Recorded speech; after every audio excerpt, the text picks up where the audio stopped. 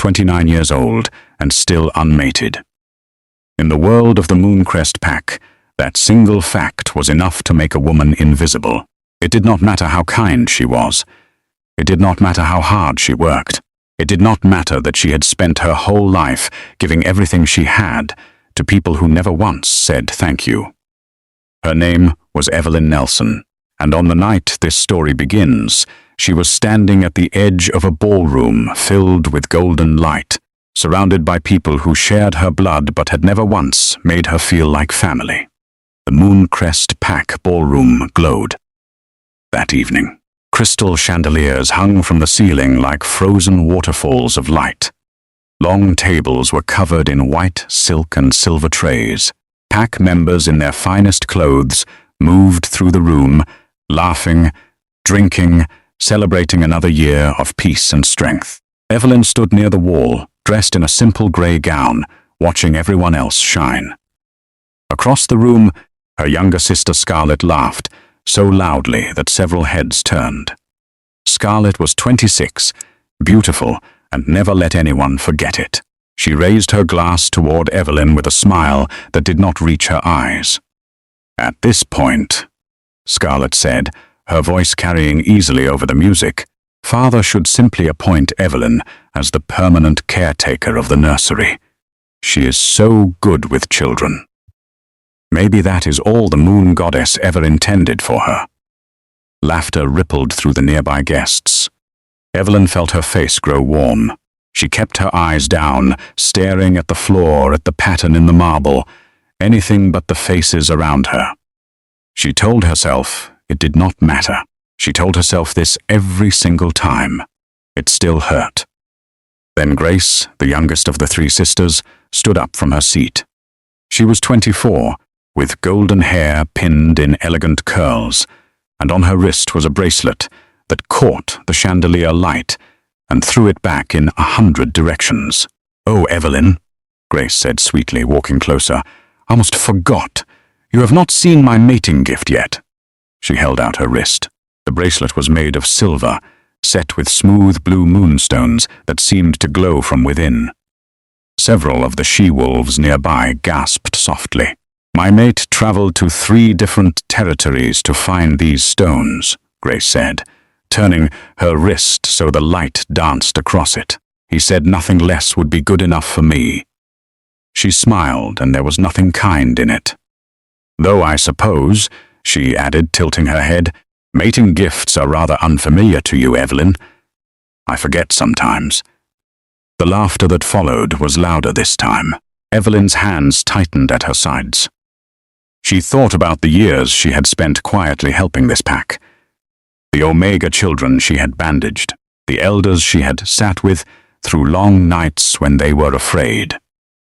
The countless small kindnesses that no one in this room had ever noticed, because kindness was not the kind of gift that sparkled under chandeliers. She opened her mouth, not sure what she was going to say, when a deep voice cut through the room. "All my daughters have brought pride to Mooncrest Pack." Alpha Christopher Nelson stood at the head table, glass raised, his broad shoulders squared, his face the same stern mask it always wore. The room quieted to listen to him, the way it always did. "Scarlett has secured an alliance with the Riverbend Warriors," he said. "Grace will soon be wed into the Hartwell bloodline, one of the strongest families in the Western Territories. Both unions will strengthen this pack for generations." He paused. His eyes moved across the room and landed on Evelyn. "Except one," he said. The words were quiet, but they landed like stones dropped into still water. The ballroom went silent. Every eye turned toward Evelyn. She felt heat rush into her face, then drain away just as fast, leaving her cold. 29 years old, still unmated. And now, in front of everyone, her own father had just confirmed what the whole pack already whispered about her. That she was the failure of the family, the daughter the moon goddess had forgotten. Evelyn slowly pushed back her chair. Her legs felt unsteady, but she made herself stand, made herself keep her chin level, even as her vision blurred at the edges. She would not cry, not here, Not in front of them. She took one step toward the door, and then the massive doors at the far end of the ballroom burst open. Cold night air rushed in, carrying the scent of pine and distant rain. A line of warriors entered first, dressed in deep navy uniforms trimmed with silver, their postures perfectly straight, their faces calm and alert in the way that only the most disciplined soldiers could manage.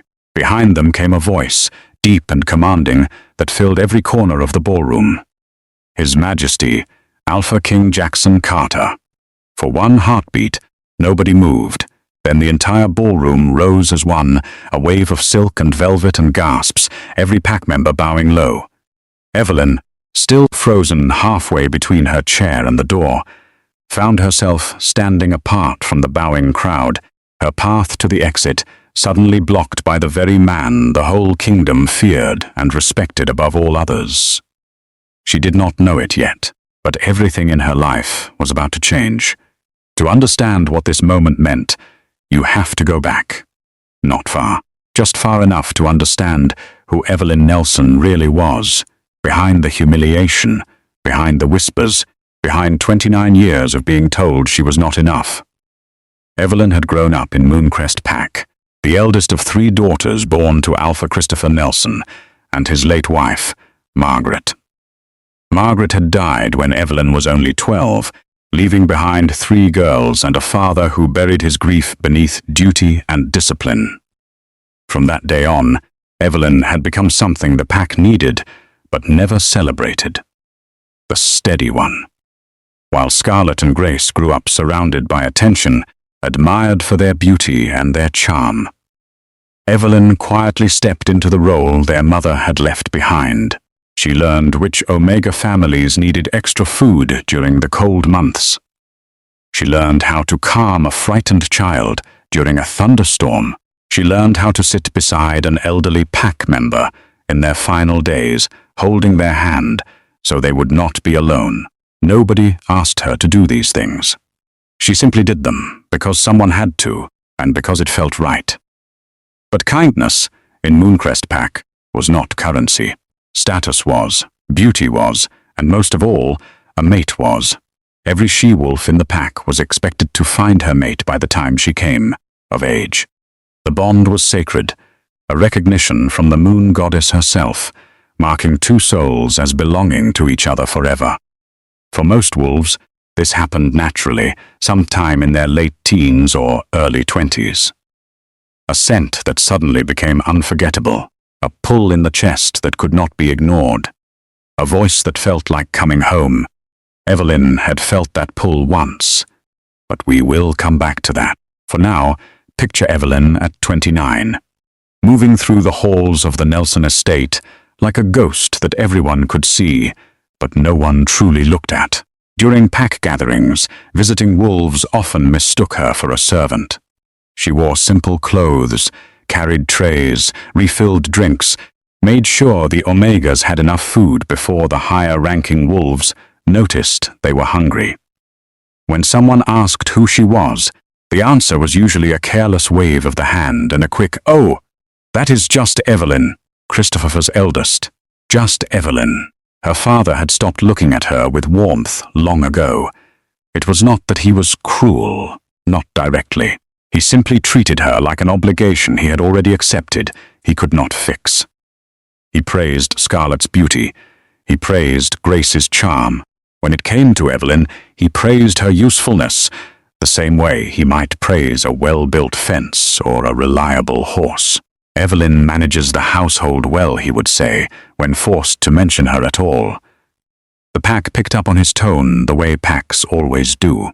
If the alpha did not value his own daughter, why should anyone else? As the whispers grew, 25 and unmated, 27 and unmated, 29 and unmated. Some called it bad luck.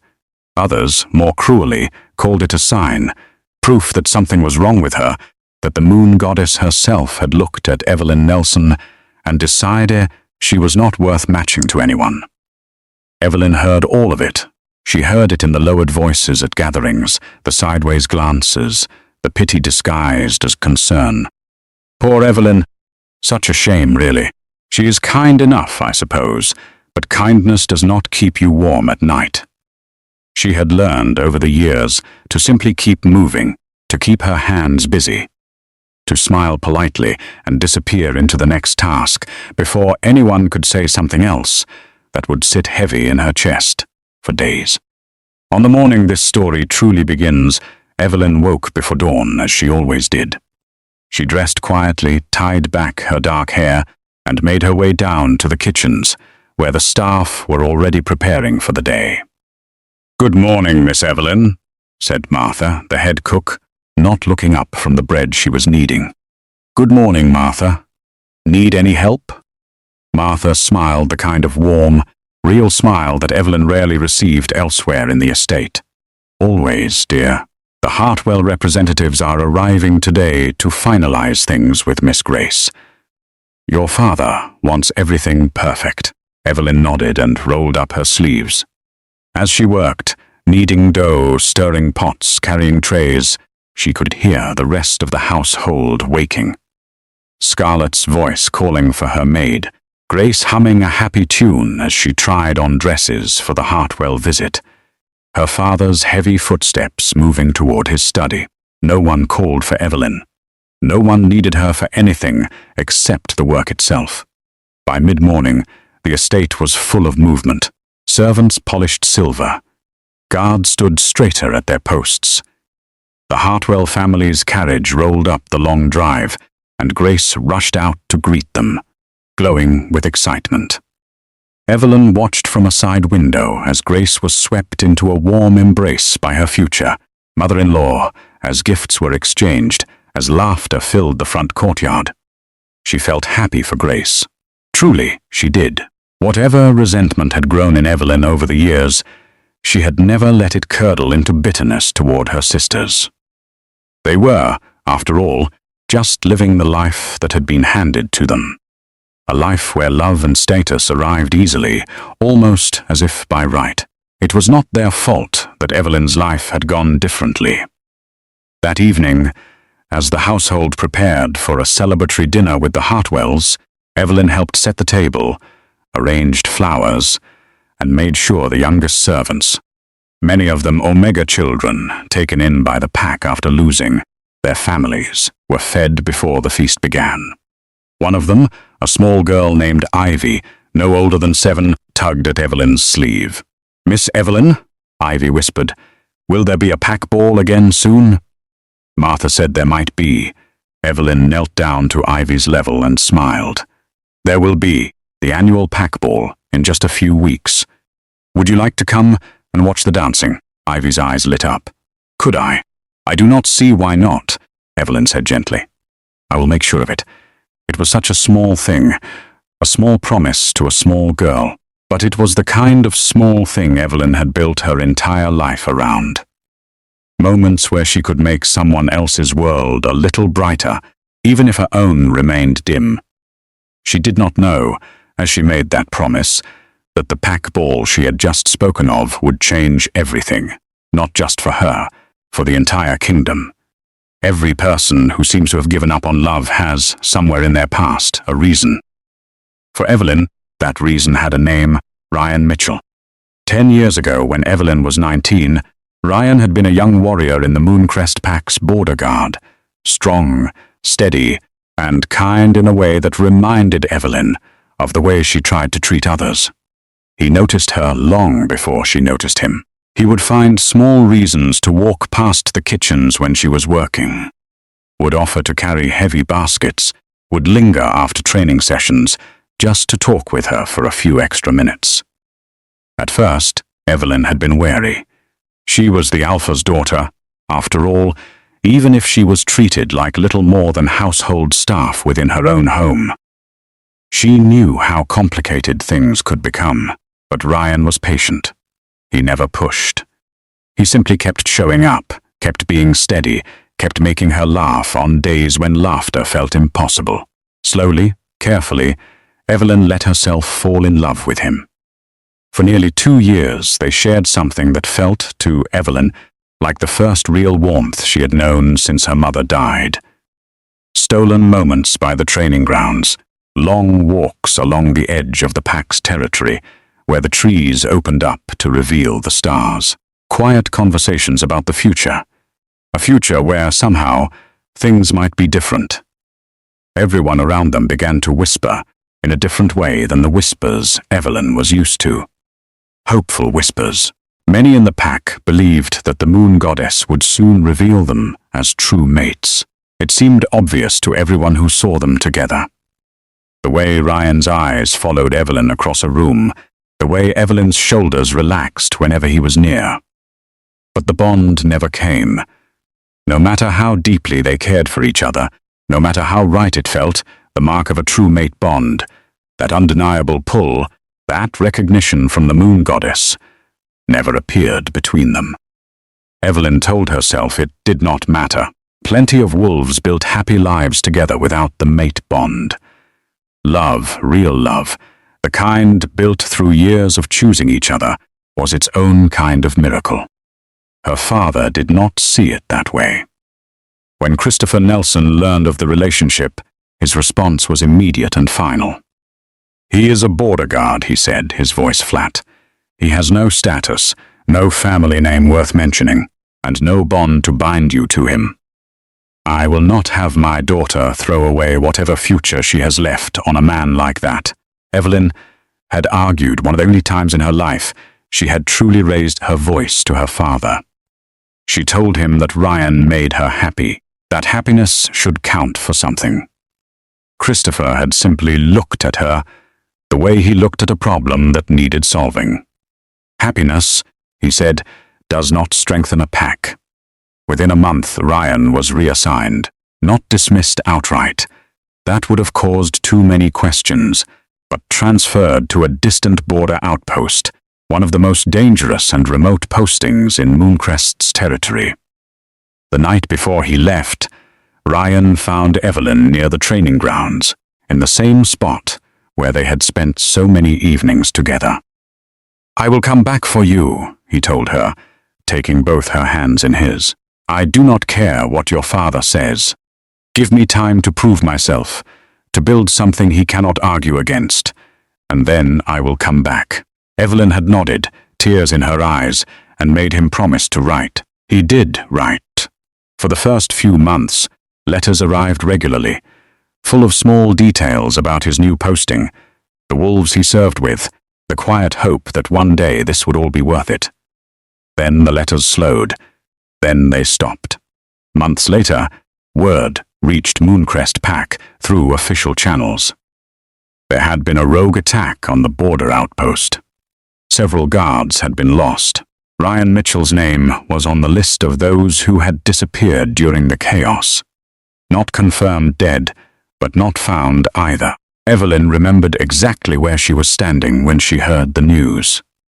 She remembered the way the floor seemed to tilt beneath her, the way sound seemed to fade for several long seconds. She had waited. For months, then years, some small part of her had held onto the word disappeared instead of dead, had told herself that Ryan was too steady, too strong, to simply vanish. But no further word ever came. Eventually, Evelyn stopped waiting, not because she stopped caring, but because waiting had become its own kind of wound, one that reopened a little more each day. From that point on, something in Evelyn quietly closed. She did not become cold. She could never quite manage that, not with the way she was built, but she stopped expecting love to be part of her story. She stopped imagining a future with someone beside her. She redirected all that warmth, all that care she had once poured into Ryan, into everyone around her instead. The Omega children, the elderly pack members, anyone who needed kindness and had nowhere else to find it. It was, in its own way, a kind of survival. Meanwhile, life moved on for her sisters, the way it always did. Scarlett found her mate at 22, a warrior from the Riverbend pack, strong and ambitious, with a family name that made Christopher Nelson practically glow with approval. Their bond had been instant, undeniable, celebrated with a ceremony that lasted 3 days. Grace, always eager to follow in her older sister's footsteps, had been matched through careful arrangement with the Hartwell family. Not a true mate bond, but a strategic alliance that her father considered just as valuable. Grace had embraced the match eagerly, drawn as much by the Hartwell family's wealth and status as by her intended's charm. Both sisters, in their own ways, became more confident with each passing year, more certain of their place in the world, and, perhaps inevitably, more dismissive of the sister who had neither a bond nor a match, nor any prospects at all. It was not that Scarlett and Grace were monsters. If you had asked either of them, they likely would have insisted they loved their sister in whatever distant way people love family members they have stopped truly seeing. But cruelty does not always require hatred. Sometimes it only requires comfort. The comfort of believing your own good fortune says something about your worth, and that someone else's hard luck says something about theirs. So the years passed.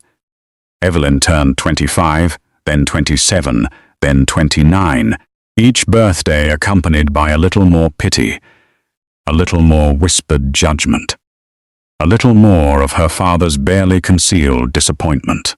And every year, the invitations to the annual pack ball arrived, and every year, Evelyn attended. Not because she enjoyed it, but because it was expected, and because somewhere, in some small corner of her heart, she rarely let herself examine. She still hoped that maybe, just maybe, this year would be different. This year it finally was. But not in any way Evelyn could have imagined. While Evelyn lived quietly within the walls of Mooncrest Pack, far to the north, in the grand capital that ruled over every territory in the land, a very different kind of life was being lived. Alpha King Jackson Carter ruled over all the packs. Every alpha answered to him, every territory bowed to his authority. He had inherited the crown at a young age, after his father's sudden death, and had spent the years since proving, again and again, that he was more than capable of holding it. He was respected, feared, even, by those who had seen what happened to enemies foolish enough to test Mooncrests. No, Carter's territory. And he was, by every outward measure, exactly what a king should be: strong, decisive, untouchable. He was also, though almost no one would have guessed it, deeply lonely. Years earlier, before the crown had fully settled on his shoulders, Jackson had loved someone. Her name does not matter much to this story. What matters is what she taught him. She had been beautiful, charming, and endlessly attentive, at least attentive to him. It was only after their relationship had progressed far enough that Jackson discovered the truth. She had been positioning herself for months, working to secure her family's influence within the kingdom through her connection to him. The affection had been real enough on the surface, but underneath it had always been calculation. When Jackson ended things, she had not even pretended to be heartbroken. "Did you really think," she had said, almost amused, "that someone like me would fall for someone like you, crown or not?" The crown was always the point, Jackson. It was not the cruelest betrayal in the world. Compared to the things kings throughout history had survived, it was almost mundane, but it left a mark. From that point on, Jackson approached every relationship, every interaction, really, with a kind of quiet calculation of his own. He assumed, until proven otherwise, that anyone who wanted to be near him wanted something from him. Status, protection, influence, a connection to the crown. He was not wrong most of the time. His advisors, naturally, had opinions about his romantic life, or lack of one. A king without a Luna was, in their eyes, an unfinished king. They brought him reports of eligible daughters from powerful families across every territory. They arranged introductions, dinners, gatherings, all carefully designed to seem casual while being anything but. Jackson endured these efforts with the patience of a man who had learned, long ago, that some battles were not worth fighting directly. He attended the gatherings, he was polite, he danced when required. And then he returned to his quarters alone, night after night, year after year, while his advisers quietly despaired. "You cannot rule forever without an heir, Your Majesty," his closest adviser, an older wolf named Aaron, told him one evening, not for the first time. "I am aware, Aaron," Jackson replied, not looking up from the reports on his desk. "The Mooncrest Pack Ball is in 3 weeks. Alpha Christopher Nelson has 3 daughters of marrying age. 2 are already matched, but the eldest remains unattached. It might be worth. I will attend the ball because it would be a political insult not to," Jackson said, cutting him off. "Beyond that, Aaron, I make no promises." Aaron sighed but said nothing further. He had learned over the years when to push and when to retreat. Privately, Jackson expected the Mooncrest Pack Ball to be exactly like every other gathering he had attended in recent memory. A grand room full of people performing happiness for his benefit. Daughters paraded in their finest gowns, each one perfectly poised, perfectly charming, each one calculating exactly how close they could get to him without seeming too eager. He expected to stand near the head of the room, exchange polite words with Alpha Nelson, dance with 1 or 2 daughters out of obligation, and leave as soon as etiquette allowed. He had no idea, none at all, that within that ballroom was a woman who had spent her entire life being told she was worth nothing. He had no idea that he was about to meet someone who had never once, in all her years, tried to get close to him for any reason at all. Because she did not even know, until the moment the doors opened, that he was coming. 3 weeks passed. Jackson's advisers prepared the travel arrangements, the gifts of goodwill to be presented to the Nelson family, the careful diplomatic language for every possible interaction. Jackson packed for the journey with the same lack of enthusiasm he brought to most social obligations. He told himself this would be one more evening to endure, one more room full of strangers trying to win something from him. He had stopped believing, somewhere along the way, that any room could hold someone who simply was, without wanting anything in return.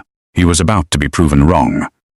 The journey to Mooncrest territory took 2 days. Jackson spent most of it in silence, reviewing reports, half listening to Aaron's updates on the political landscape of the region. "The Nelson family has built a respectable pack," Aaron said, flipping through a folder of notes as their carriage rolled along the forest road. "Strong borders, healthy trade relationships. Alpha Christopher is ambitious, eager to strengthen ties with the crown. He has arranged matches for 2 of his daughters already. Scarlett, the second, mated to a Riverbend warrior. Grace, the youngest, set to marry into the Hartwell line. And the eldest?" Jackson asked, mostly out of habit, his eyes still on the report in his hands. Aaron checked his notes. "Evelyn. 29. No mate, no match. Records say she manages much of the household's daily operations." Jackson made a small sound of acknowledgement and turned the page of his report. The information meant nothing to him. Just another name in a long list of names attached to a family he would meet, exchange pleasantries with, and likely never think of again. He had no way of knowing that this name, Evelyn, would, within days, be the only name he could think of.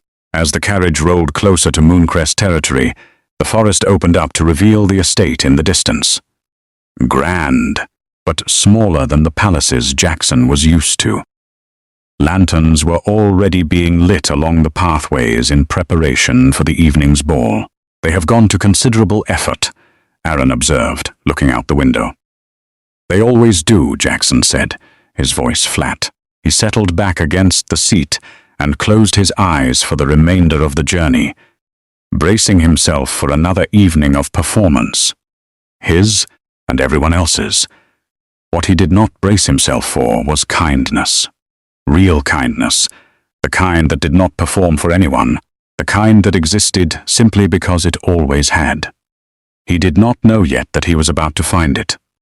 But within a few hours, In a ballroom full of golden light and ambitious smiles, Alpha King Jackson Carter was going to walk into a room expecting nothing, and walk out of it having found everything. The Mooncrest Pack ballroom had never looked more impressive. Long banners hung from the high ceilings, deep blue and silver, the colors of the Nelson family. Tables were arranged along the walls, covered in white silk, and piled with food prepared over days of work. Musicians tuned their instruments in the corner, ready to fill the room with music, the moment the evening officially began. Guests began arriving in the late afternoon. Pack members from Mooncrest itself, along with representatives from neighboring territories, all dressed in their finest. The air buzzed with conversation, with the particular kind of excitement that came from knowing something important might happen tonight, even if no one could quite say what. Word had already spread that the Alpha King himself would be attending. For the unmated daughters of Mooncrest and the surrounding territories, this news had transformed an already significant event into something else entirely. Every young she-wolf who had any claim to status had spent the past 3 weeks preparing. New gowns commissioned, hair and makeup planned down to the smallest detail, every possible advantage considered and reconsidered. Scarlet and Grace, despite both already being matched, were not immune to the excitement. There was a certain prestige, after all, in simply being noticed by the Alpha King, in being seen dancing with him, even briefly, even as a formality. It was the kind of thing that would be talked about for months. "Do you think he will dance with everyone?" Grace asked, turning in front of the mirror in her room, examining the deep emerald gown she had chosen for the evening. "He cannot possibly dance with everyone," Scarlet replied, adjusting her own gown, a rich burgundy that complemented her dark hair. "But he will dance with some. The trick is making sure he notices you before he has danced with too many others. After the third dance or so, kings get bored." "How do you know that?" Scarlet smiled at her own reflection. "I know things." Down the hall, in a much smaller room, Evelyn was getting ready as well, though with considerably less fuss.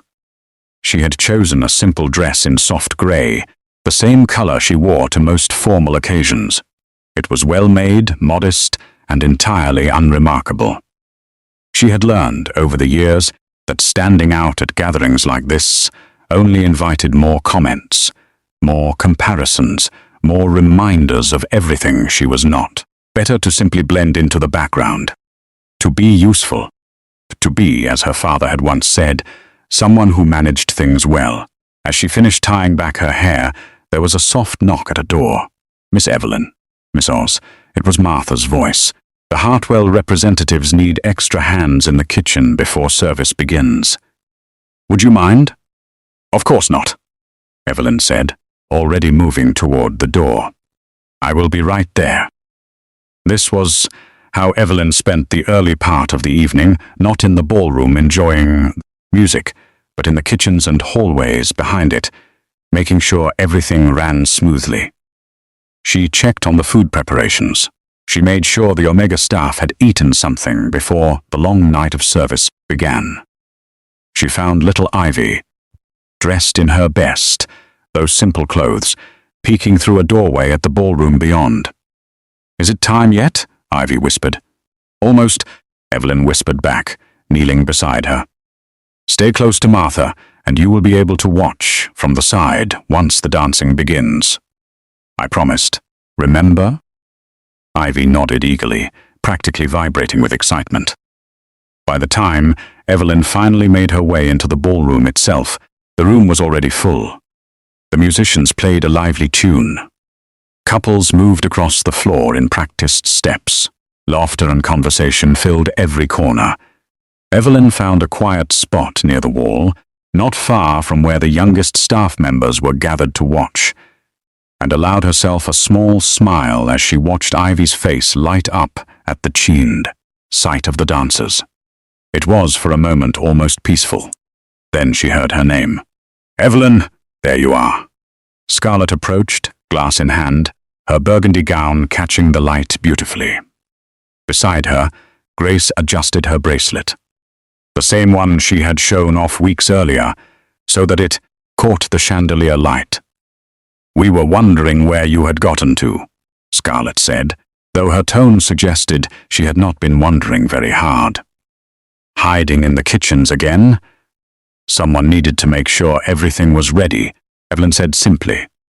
"Of course," Scarlett said, exchanging a glance with Grace. "Someone always does, don't they?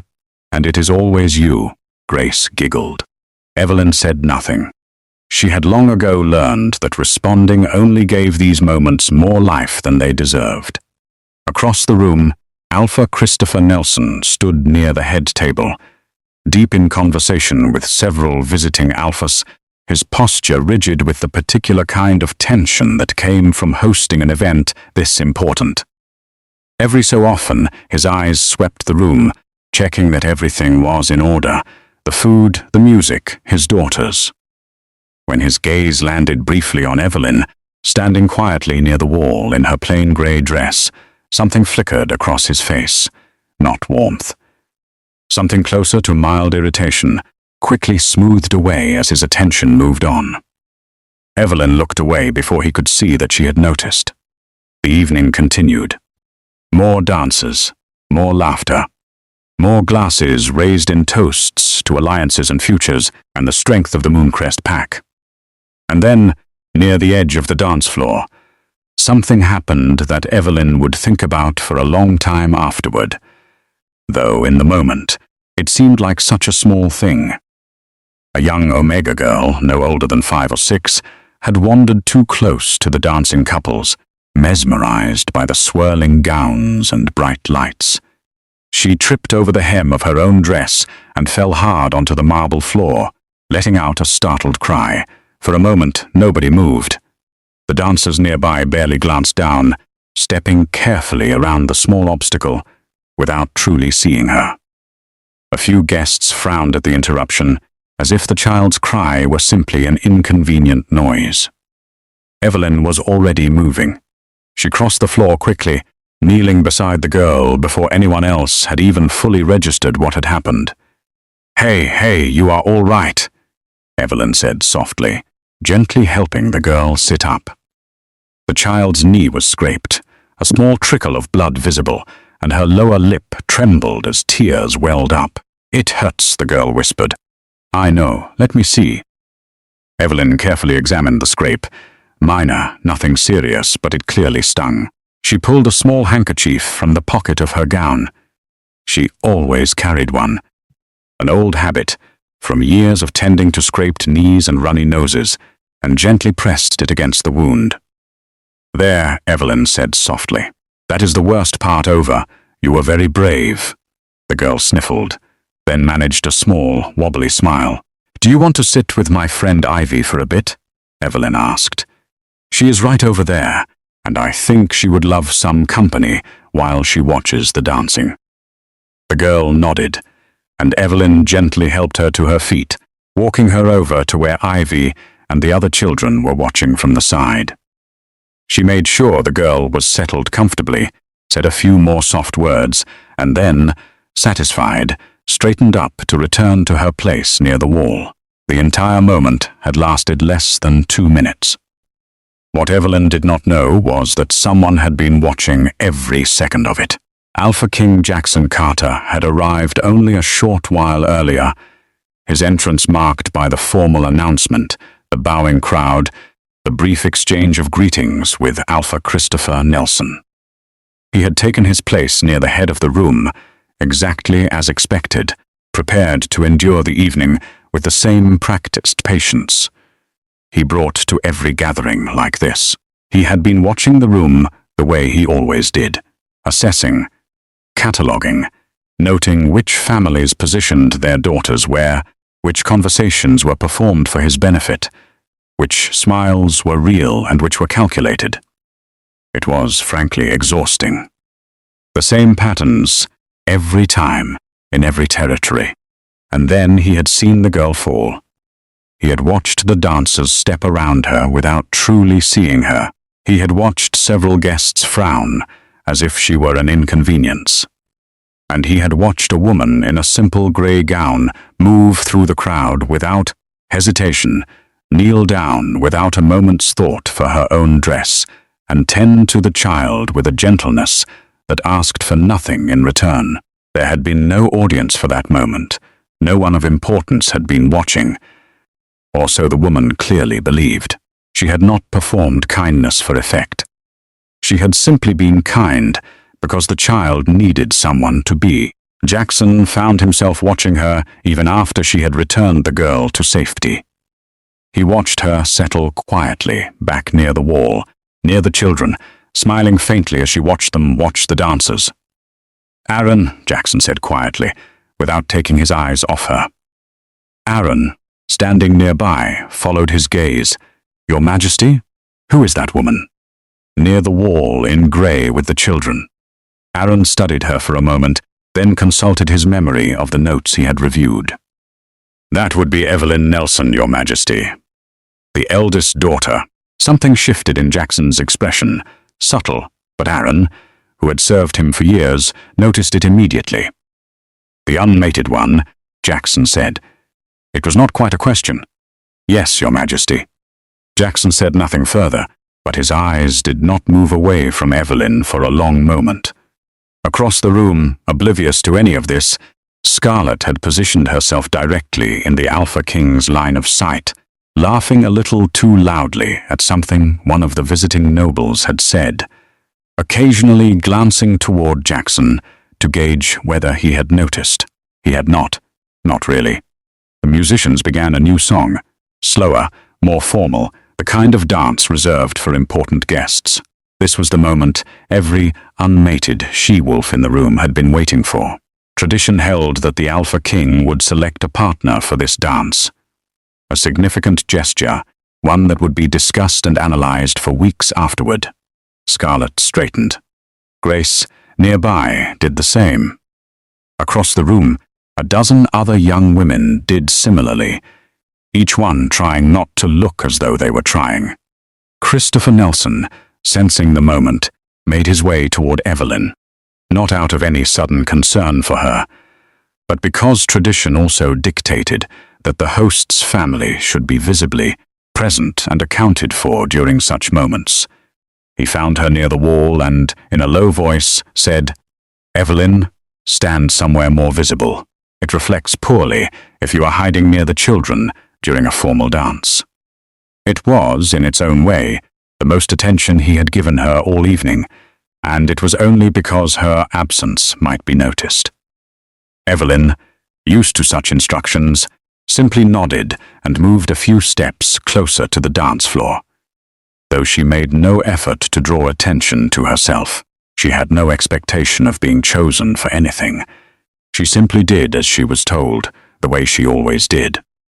And then Scarlett, perhaps emboldened by the wine, perhaps simply unable to resist one more opportunity, turned toward Evelyn with a bright smile that did not match the words that followed. "Evelyn, dear, you really should smile more," Scarlett said, loud enough for those nearby to hear.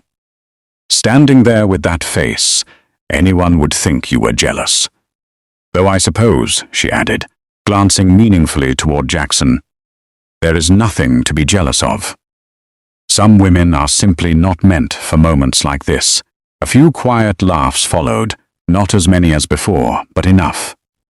Evelyn felt the familiar heat rise in her face, the familiar urge to simply disappear into the floor. She did not see Jackson's expression change. She did not see the way his jaw tightened, almost imperceptibly, at the casual cruelty of the comment. What Evelyn saw, a moment later, was the Alpha King beginning to move. He walked away from the head of the room, away from Aaron, away from the cluster of important alphas he had been speaking with. He walked past Scarlett, who straightened instinctively, a hopeful smile already forming. He walked past Grace, who did the same. He walked past a dozen other carefully positioned daughters, each one holding their breath as he approached, and then continued past. The entire ballroom seemed to hold its breath as one. Jackson walked directly toward Evelyn. For a moment, Evelyn genuinely did not understand what was happening. She glanced behind her, certain there must be someone else, some other purpose for the king's approach that simply happened to align with her location. There was no one else. Jackson stopped directly in front of her. Up close, he was even more imposing than he had seemed from across the room. Tall, broad-shouldered, with sharp green eyes that seemed to look at her with an intensity she did not know how to interpret. He extended his hand.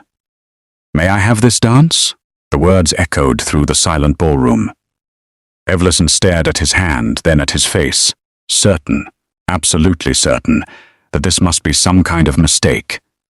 Surely he meant to address someone else. Surely, in a moment, an advisor would step forward and gently redirect him toward Scarlet, or Grace, or any of the dozen women who had spent weeks preparing for exactly this moment. But Jackson's hand remained extended.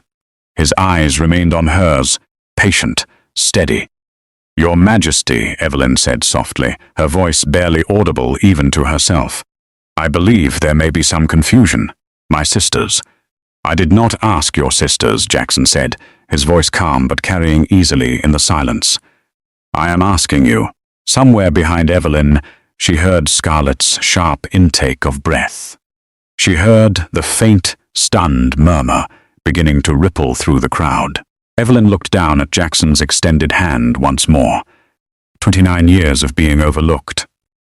29 years of being the daughter no one chose, no one wanted, no one saw. Slowly, hesitantly, as though she were afraid the moment might shatter if she moved too quickly, Evelyn placed her hand in his. Jackson's fingers closed gently around hers. "Thank you," he said quietly enough that only she could hear it. And then, in front of the entire ballroom, in front of her father, her sisters, and every pack member who had spent years deciding she was worth nothing, Alpha King Jackson Carter led Evelyn Nelson onto the dance floor. The music began. For the first time in longer than Evelyn could remember, the room was not whispering about her failures. It was simply watching, in stunned silence, as something entirely unexpected unfolded before them. The dance lasted only a few minutes, but for Evelyn, it felt as though time had slowed down entirely. Jackson moved with the easy confidence of someone who had danced at 100 formal events, but there was nothing careless about the way he held her. Steady, respectful, his eyes returning again and again to her face, as though he were trying to memorize something. "You are not enjoying this," Jackson observed quietly, as they moved through the steps. Evelyn blinked, startled. "I am sorry, Your Majesty, I did not mean—" "That is not a complaint," he said, the corner of his mouth lifting slightly. "Most people enjoy dancing with me a great deal more than seems natural.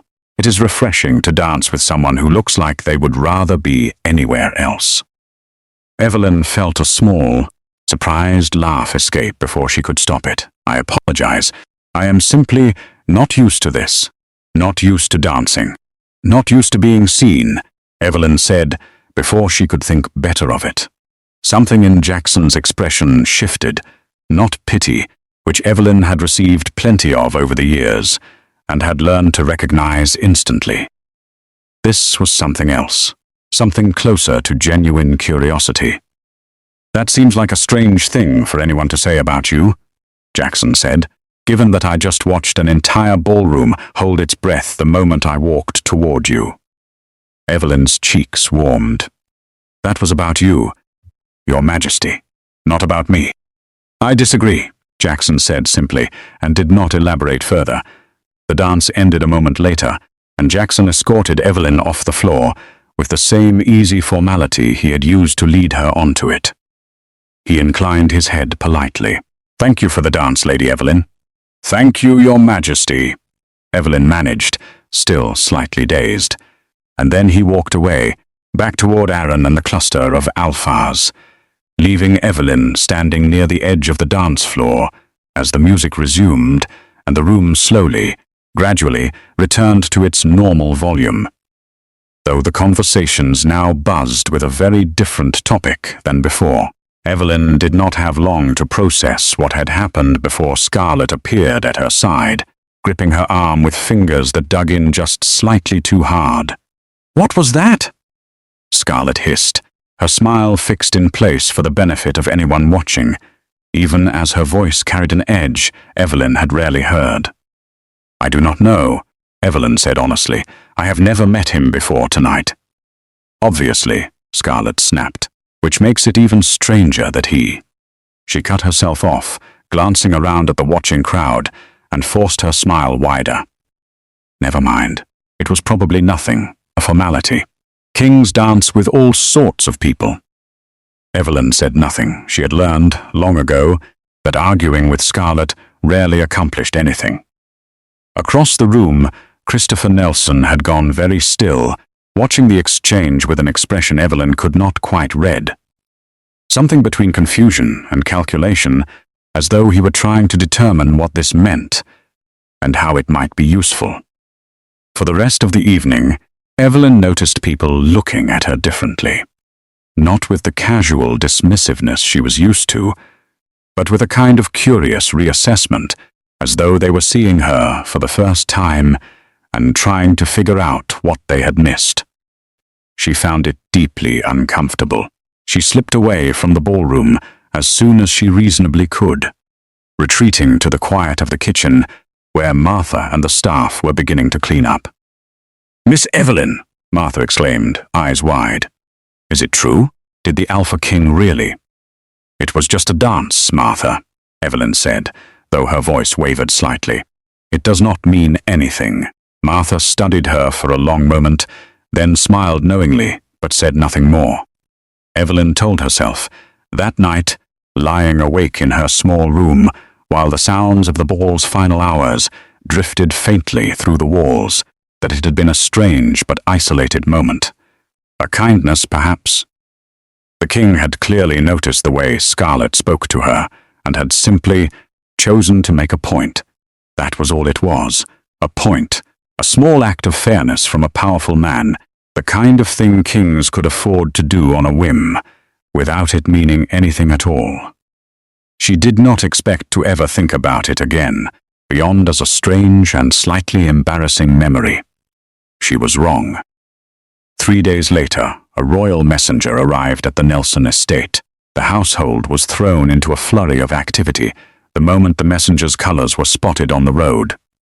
Royal messengers did not simply appear without reason, and an unexpected visit so soon after the pack ball could mean anything from a diplomatic concern to, in the more anxious corners of the staff's imagination, some kind of trouble. Christopher Nelson received the messenger personally, in his study, while the rest of the household waited tensely in the halls. When Christopher emerged, his expression was difficult to read. "The Alpha King," he announced, to the gathered household, "will be passing through Mooncrest territory again next week, on his return journey from the eastern border. He has requested—" Christopher paused, as though the words themselves were unusual to say aloud. "He has requested to stop here, to rest, and to extend his thanks for the hospitality shown during the pack ball." Scarlet's eyes lit up immediately. "He is coming back?" "Apparently so," Christopher said. "This is wonderful," Grace exclaimed. "We should prepare immediately." "There is more," Christopher said, cutting off her excitement. He glanced toward Evelyn, who stood quietly near the back of the gathered household, and something in his expression shifted. Not quite warmth, but something Evelyn had rarely seen directed at her. Attention. The message specifically requests that Lady Evelyn be available, should His Majesty wish to continue their conversation from the ball. The room went very quiet. Evelyn felt every eye turned toward her, and for once the attention was not mocking. It was something closer to disbelief. "There." "Conversation?" Scarlet repeated slowly. "That is what the message says," Christopher confirmed. For the first time in longer than Evelyn could remember, her father looked at her. Really looked at her, with an expression that was not disappointment. It would have been a nice feeling if Evelyn had not immediately understood exactly what it meant. Her father was not looking at her with newfound affection. He was looking at her the way he looked at a useful piece of land he had previously overlooked, recalculating its value now that someone else had expressed interest in it. Evelyn excused herself as soon as she reasonably could, retreating to her room, where she sat by the window for a long time, watching the late afternoon light fade over the training grounds where she had once walked with Ryan all those years ago. She did not know what to make of any of this. A dance was one thing, a small, public gesture that could be explained away easily enough, but a deliberate return visit, a specific request for her presence, that was something else entirely. Part of her, the part that had spent years protecting itself from disappointment, immediately began constructing explanations that did not involve hope. Perhaps it was about something political. Perhaps the king simply wanted information about the pack's daily operations, and Evelyn, as the one who managed the household, was simply the most useful source. Perhaps it meant nothing at all, and she was building an entire narrative out of a polite afterthought. But another part of her, smaller, quieter, a part she had not heard from in nearly a decade, whispered something different. What if it was not nothing? She did not let herself finish that thought, not yet. The following week passed in a strange, suspended kind of tension. The household prepared for the king's visit with even more care than they had prepared for the ball itself, though this time the preparations were quieter, more personal. A single important guest rather than an entire ballroom of them. When the day finally arrived, Jackson's arrival was far less grand than his entrance at the ball had been. A modest escort, a simple but elegant carriage, and Jackson himself, dressed less formally than before, stepping down onto the estate's front steps with the easy bearing of someone used to commanding attention without needing to demand it. Christopher Nelson greeted him with the appropriate formality, offering refreshments, a tour of the grounds, anything His Majesty might desire. "Thank you," Jackson said politely. "But I believe I mentioned in my message that I hope to continue a conversation with Lady Evelyn if she is available." Evelyn, standing slightly behind her father, felt her heart do something strange and unfamiliar. "Of course," Christopher said smoothly, stepping aside. "Evelyn, perhaps you could show His Majesty the gardens." It was, Evelyn realized with quiet disbelief, the first time her father had ever suggested she do something simply because someone had asked for her, specifically, rather than because the task needed doing, and she happened to be available.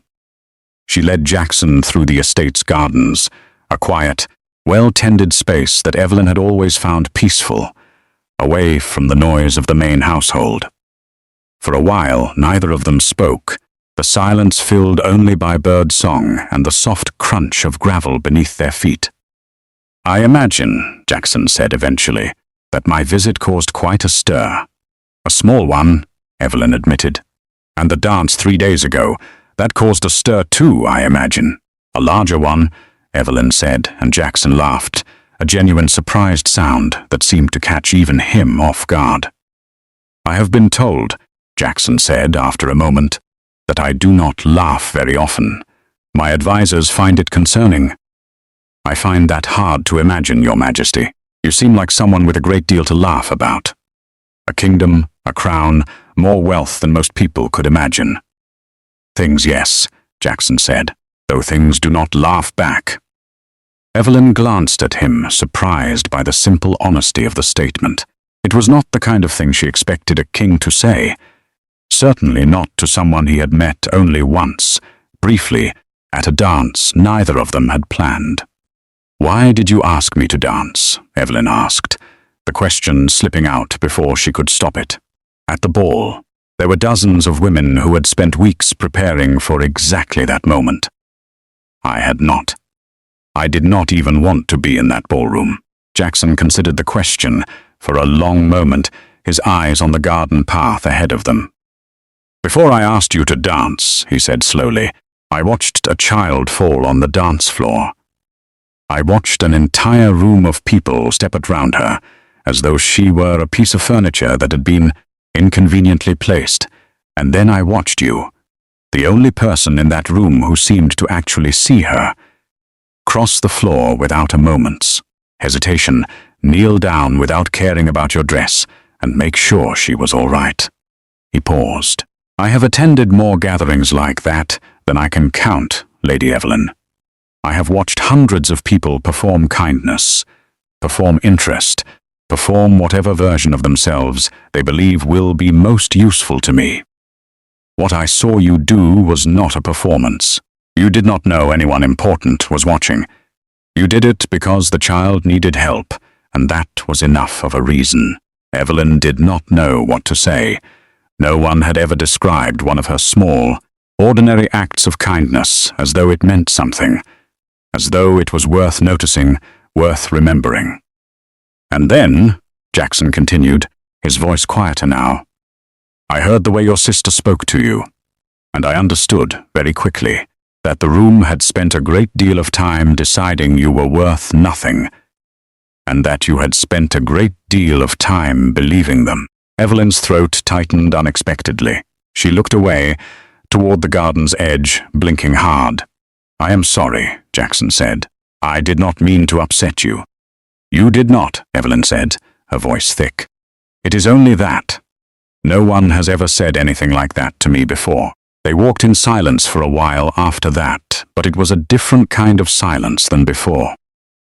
Easier, somehow, as though something unspoken had shifted between them. Over the following weeks, Jackson's visits to Mooncrest became more frequent.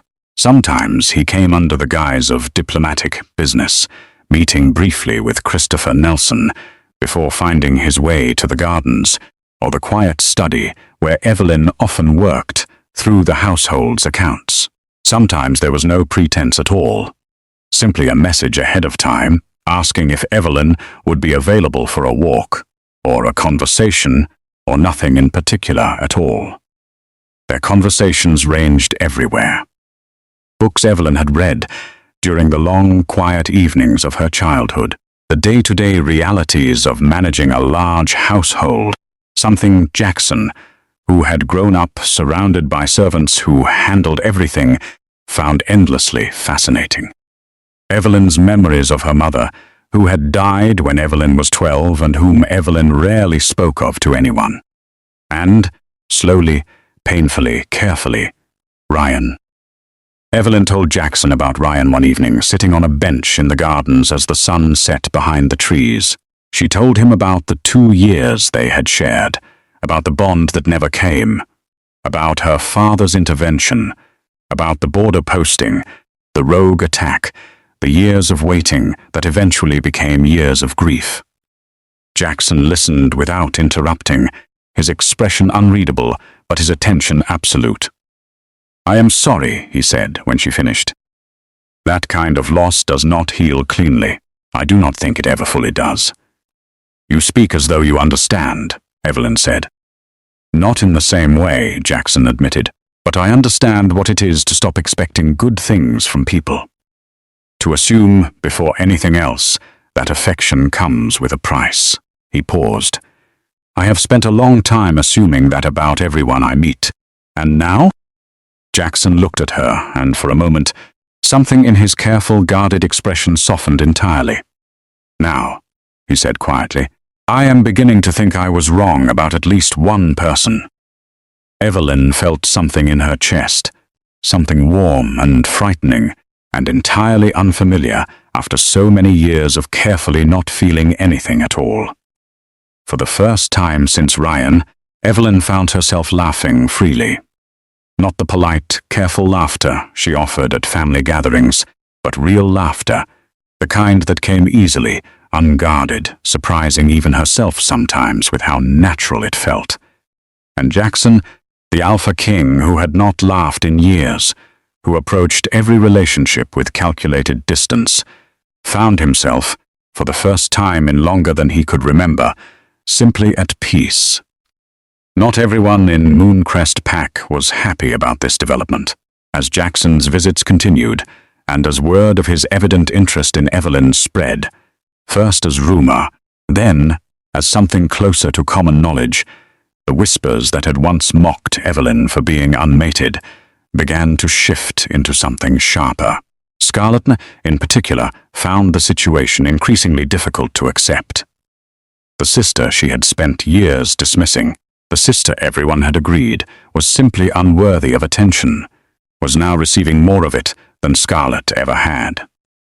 "It does not make sense," Scarlett said to Grace one afternoon, the two of them sitting in Scarlett's room, while Evelyn was, predictably, occupied elsewhere in the household. "He is the Alpha King. He could have anyone. Why would he choose someone like Evelyn?" "Maybe it is pity," Grace suggested. "Kings do strange things sometimes, do they not? Maybe he simply felt sorry for her, after the way things were said at the ball." "Pity," Scarlett repeated slowly, something calculating entering her expression. "Yes, that would make sense, would it not? It is the only explanation that does make sense." The idea took root quickly, the way ideas do when they offer a comfortable explanation for something uncomfortable.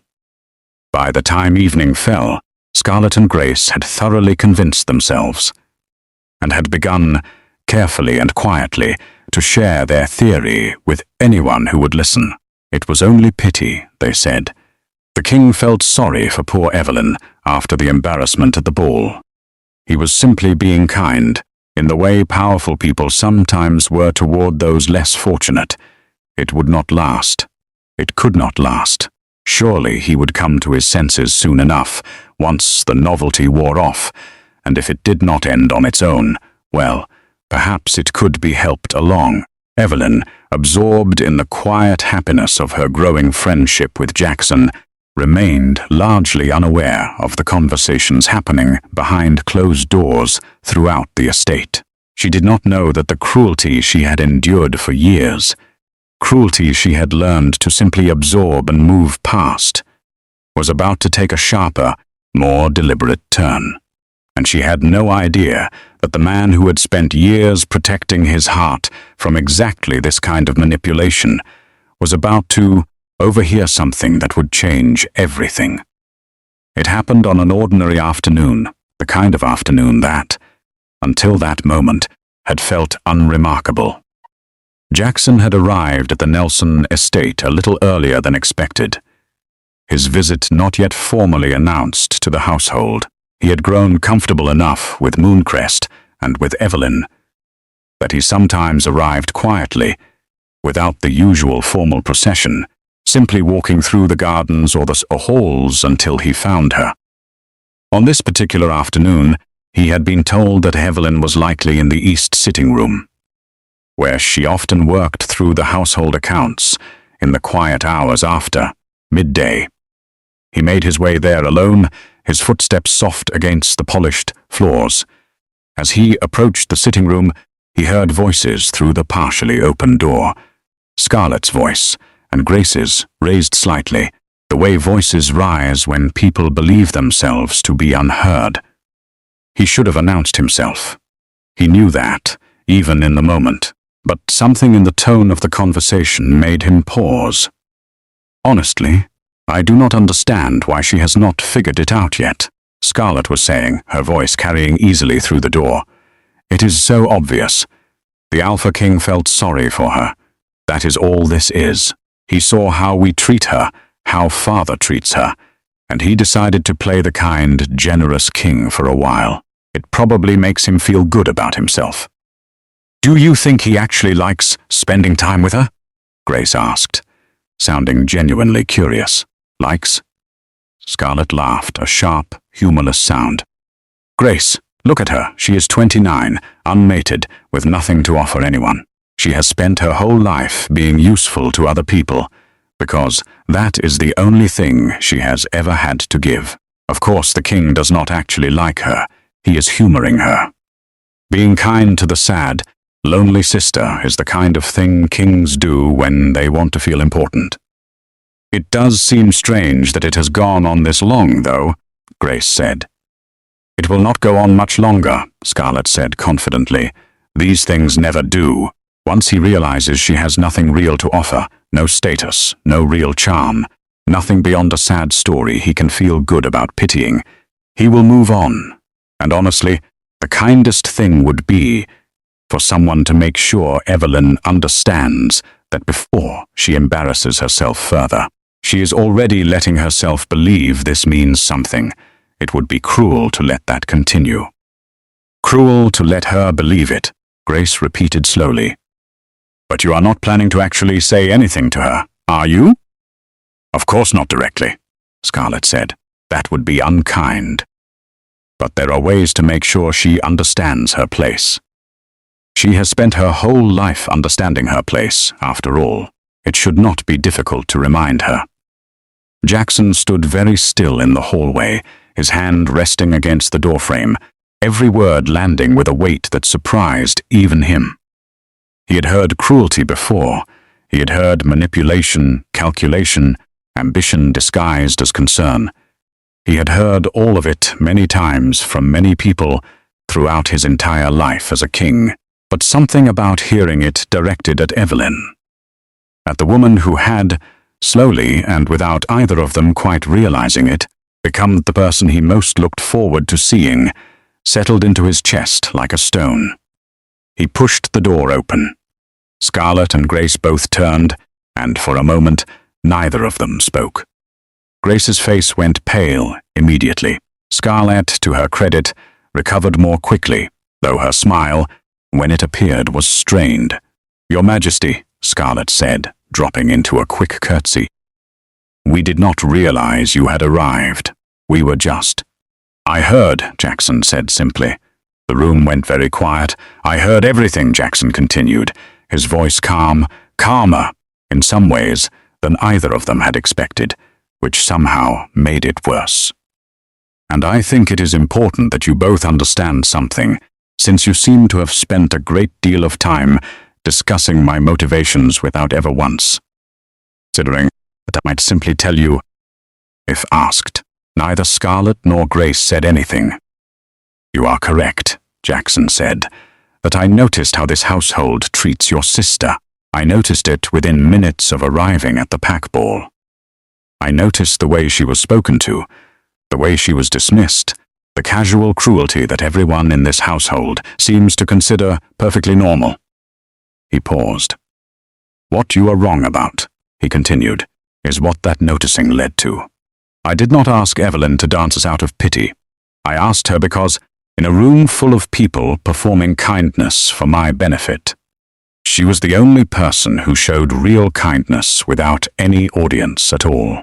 And in the weeks since, I have come to know someone who is, without question, the most genuinely good person I have ever met."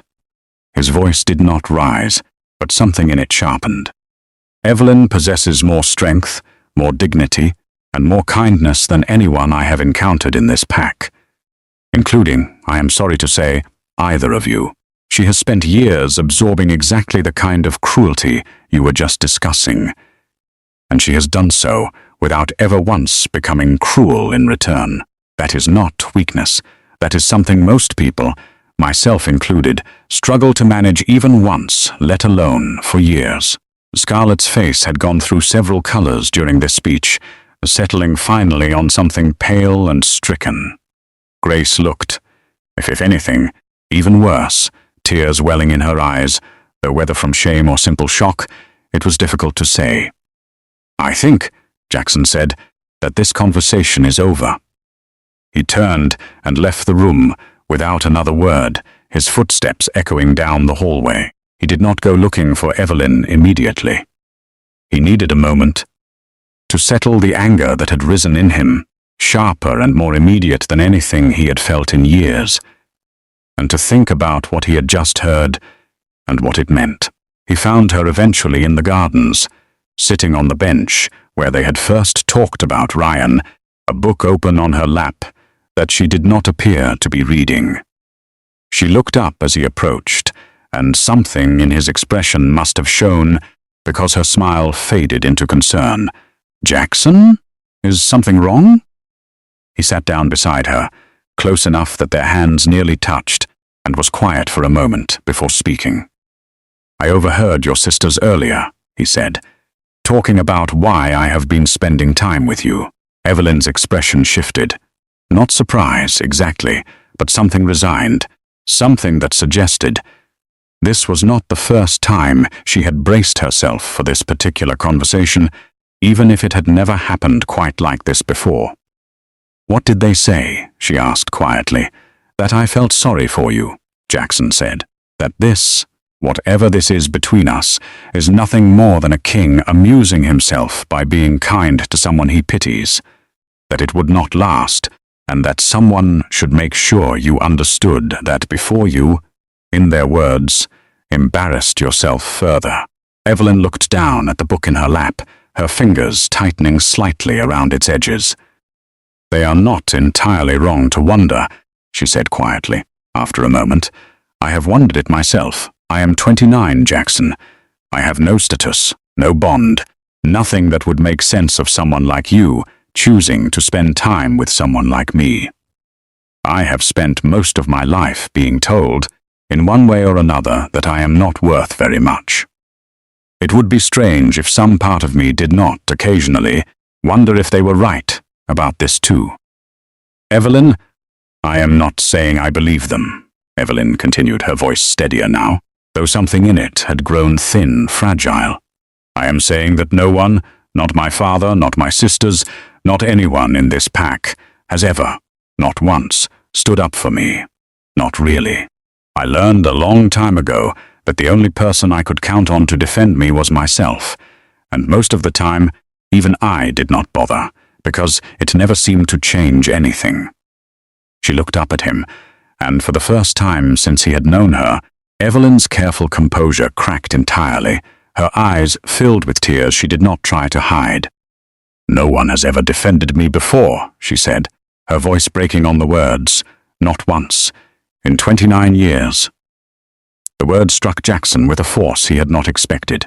He had grown up surrounded by people who fought constantly for status, for advantage, for the king's attention, an entire world of people who would defend themselves, loudly and often, over the smallest perceived slight. And here was someone who had endured a lifetime of genuine cruelty without a single person. Not even, it seemed, herself, stepping forward to say that she deserved better.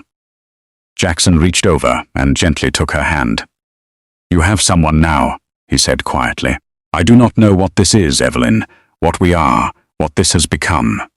But I know that I am not going anywhere, and I know that I am not going to stand by and let anyone in this pack speak to you, or about you, the way they have for years.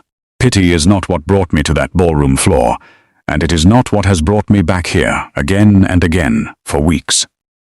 He paused, his thumb moving gently over the back of her hand.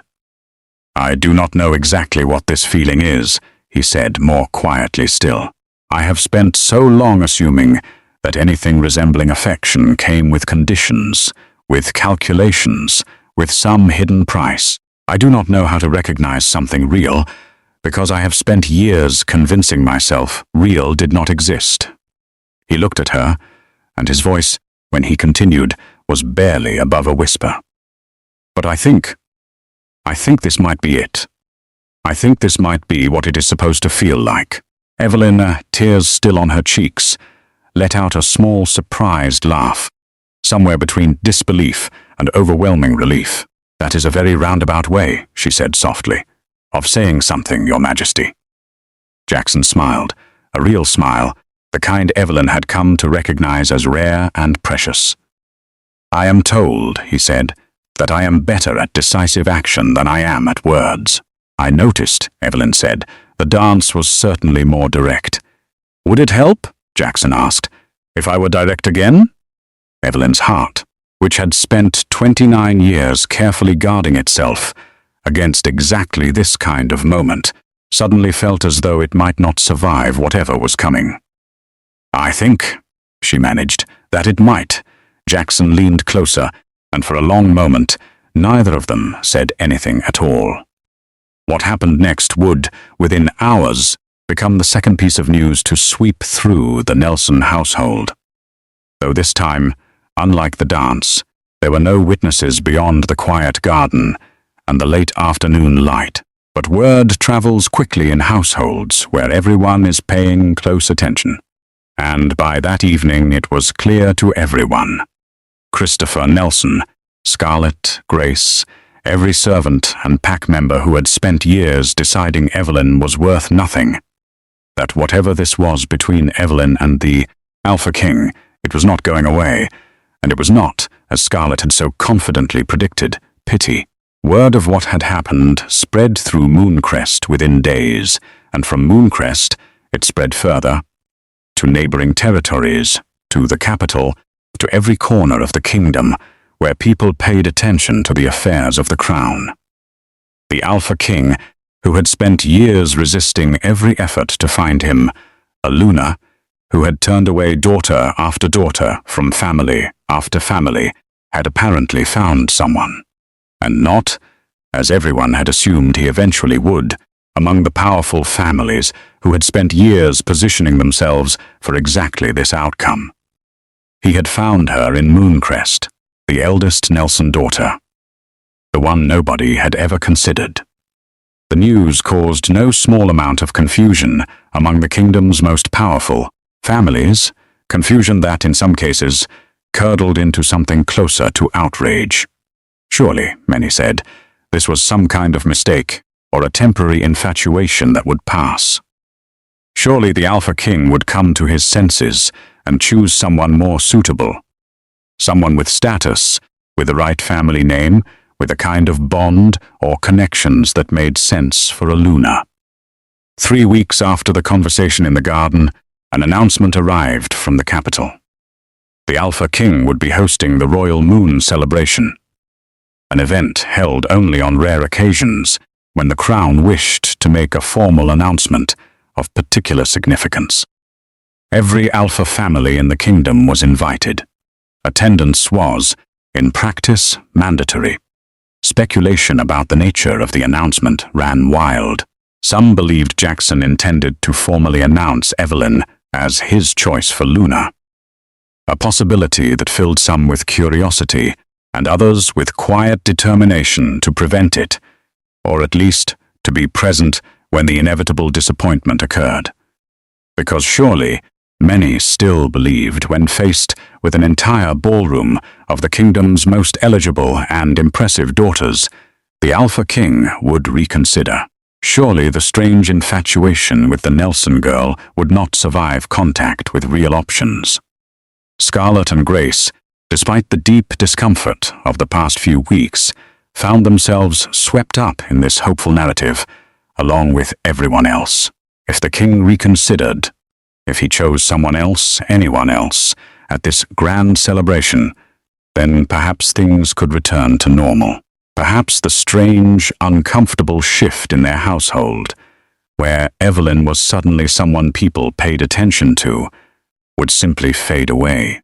They arrived at the Royal Moon celebration, with this hope quietly tucked away, though neither of them said it aloud. The celebration was held in the grand hall of the capital, a space so large that the Mooncrest ballroom, which had seemed so impressive only weeks earlier, would have fit inside it several times over. Every Alpha family in the kingdom was present, dressed in their finest, the air thick with anticipation and quiet calculation. Evelyn arrived with her father's household, dressed, at Jackson's gentle insistence, conveyed through a quiet note delivered the day before.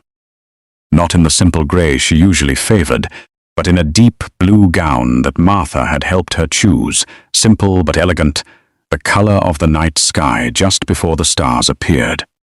She felt, walking into the grand hall, more nervous than she had ever felt in her life. The space was overwhelming.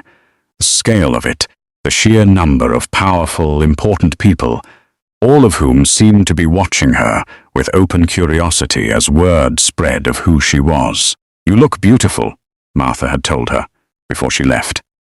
"Whatever happens tonight, do not forget that," Evelyn held on to those words as she made her way through the crowd, finding a quiet spot near the edge of the hall, much as she had at the Mooncrest Ball weeks earlier. The hall buzzed with conversation. Beautiful women in elaborate gowns moved through the crowd, each one carefully positioned. Each one hoping that tonight somehow the strange infatuation with the Nelson girl saw would be revealed as nothing more than a passing whim. Then the great doors at the far end of the hall opened, and the room fell silent. Jackson entered, dressed in formal royal attire, his presence commanding the same immediate, absolute attention it always did. He paused at the entrance, his eyes sweeping across the crowded hall. Several of the most beautiful, most carefully positioned women in the kingdom straightened, smiled, prepared themselves for the moment they had been waiting for. Jackson's eyes moved past them. He walked into the hall, and the crowd parted before him, and for a moment, it seemed as though he was simply making his way toward the head of the room, where tradition dictated the king would stand to make any formal announcement. Then he changed direction. He walked past the cluster of beautiful, hopeful daughters. He walked past Scarlet, who had positioned herself prominently near the front, certain that this, surely, must be the moment things returned to normal. He walked past Grace, whose hopeful expression slowly faded as she realized he was not stopping. He walked directly toward Evelyn, standing quietly near the edge of the hall in her deep blue gown. The hall held its breath, just as the Mooncrest ballroom had weeks earlier, though this time the silence carried a different weight.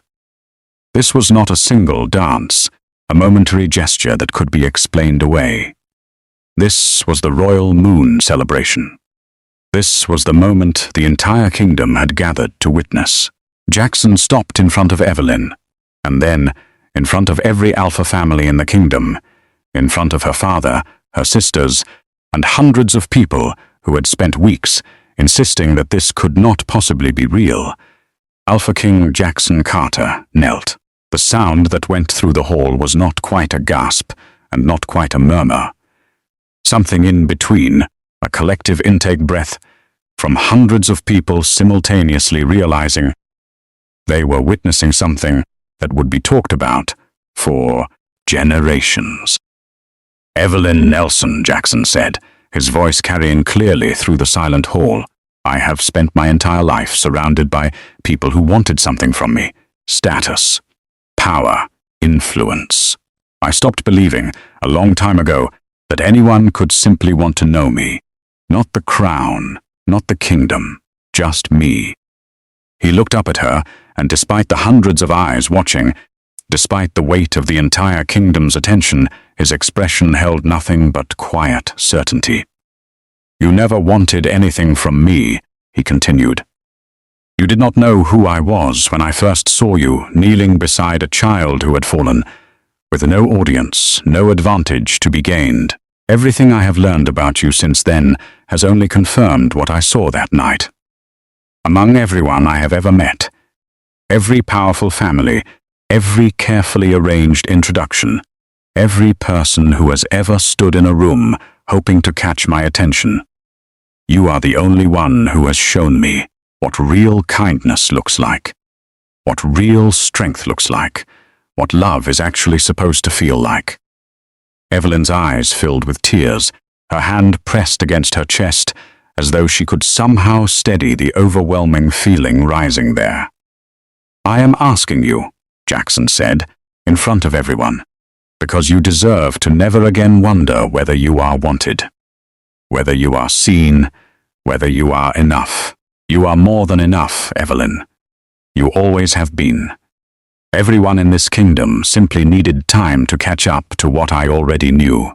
He reached into his coat and produced a simple ring, not elaborate, not covered in jewels, but elegant in its simplicity, the kind of thing chosen with care rather than ostentation. "Will you be my Luna?" Jackson asked. "Not because the kingdom needs one, not for status or alliance or anything this crown could offer. Because I love you, Evelyn Nelson, because I have never, in my entire life, felt the way I feel when I am with you, and because I do not want to spend another day without you beside me."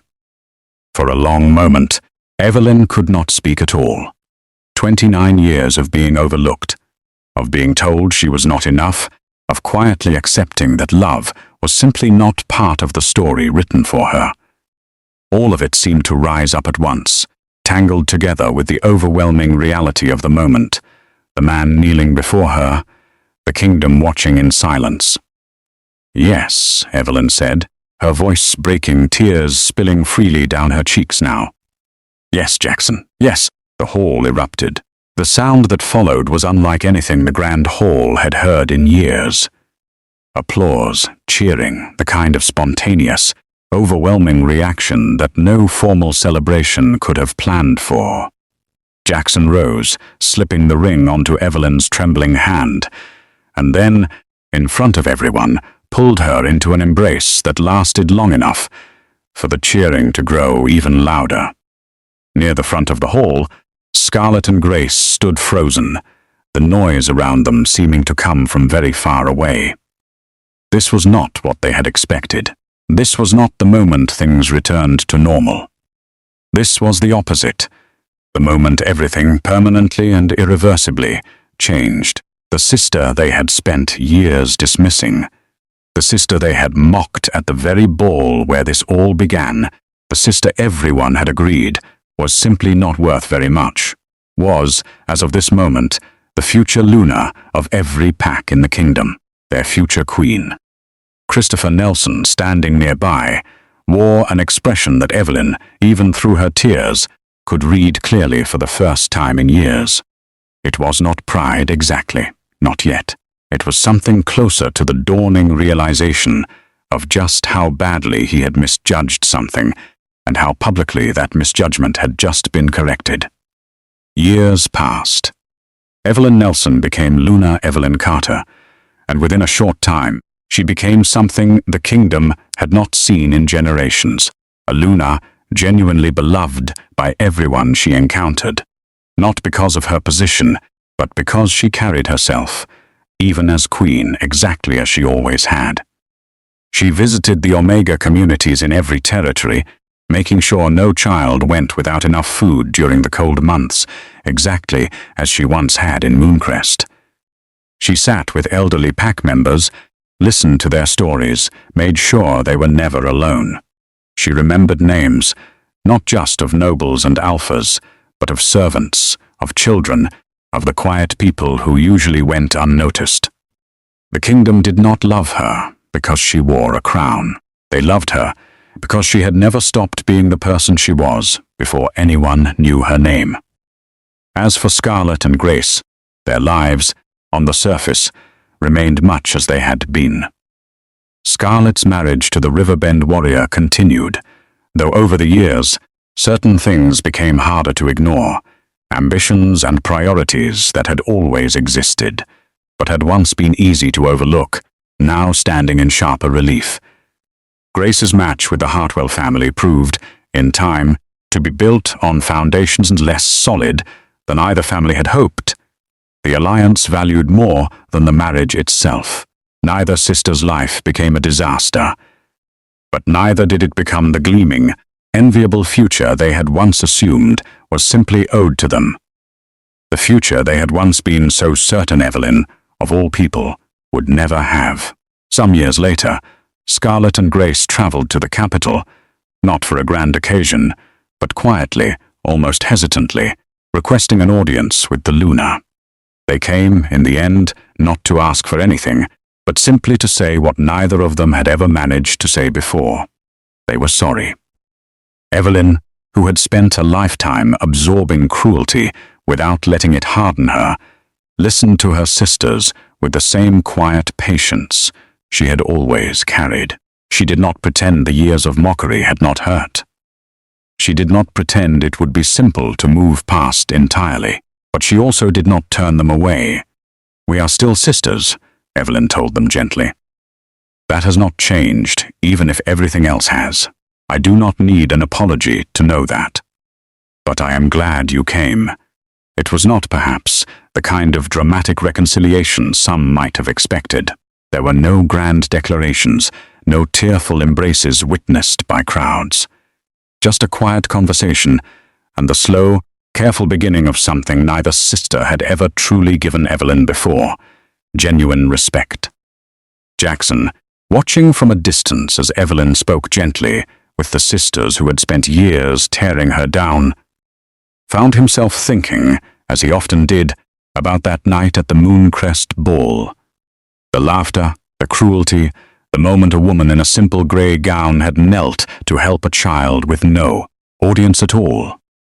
He thought about how close he had come to simply enduring that evening, the way he had endured so many others.